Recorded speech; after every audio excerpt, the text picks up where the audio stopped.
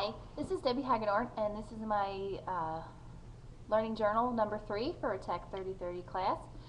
It's been a fun class, a fun ride, and learned a lot. So let's get started. Week 13, I believe it was, we discussed stakeholders and how to communicate with them best. First thing we need to do when it comes to trainings and instructional design trainings is to be prepared and communicate the need for the training. Stakeholders, trainings are an investment to them. They're going to spend money for the training. They want to make sure that the training is something that's actually going to benefit their employees and benefit their customers.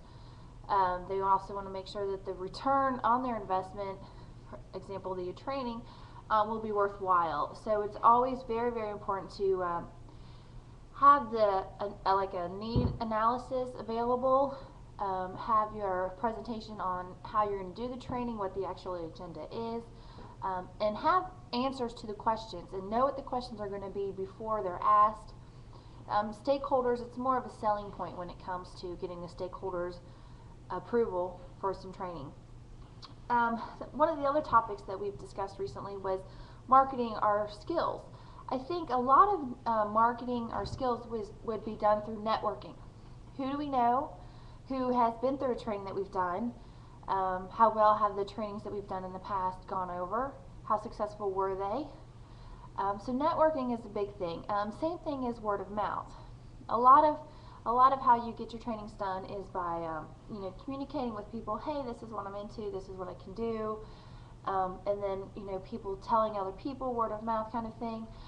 So I think those are basically the two big things on how to market our skills and our abilities for trainings.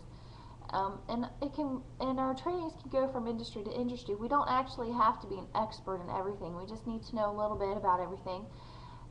Know what tools are out there so that when we're preparing the trainings that we know what we're talking about and get prepared for them.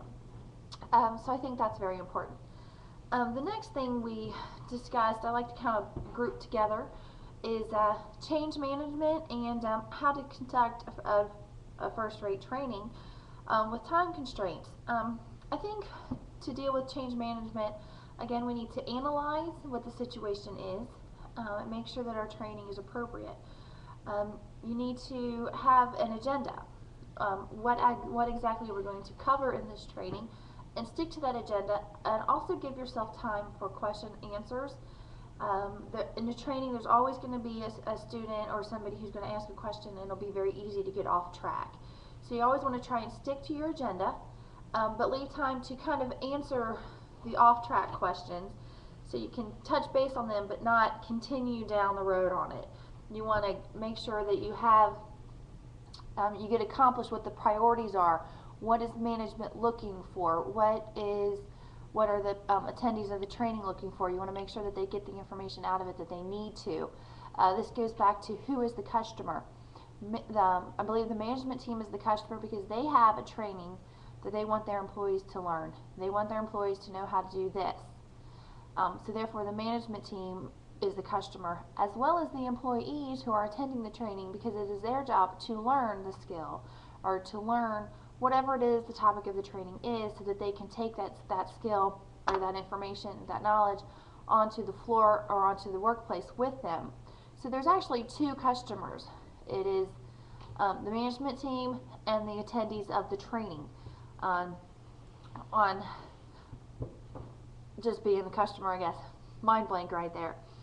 So I can just tell you I've learned a lot this past quarter on all the different things when it comes to instructional designs and all of the inner workings that comes with being an instructional designer, all the background information, all the research that needs to be done for trainings, ways to improve upon trainings, and all of that fun stuff. So I've actually had a really good time with this class, and I hope that you have too.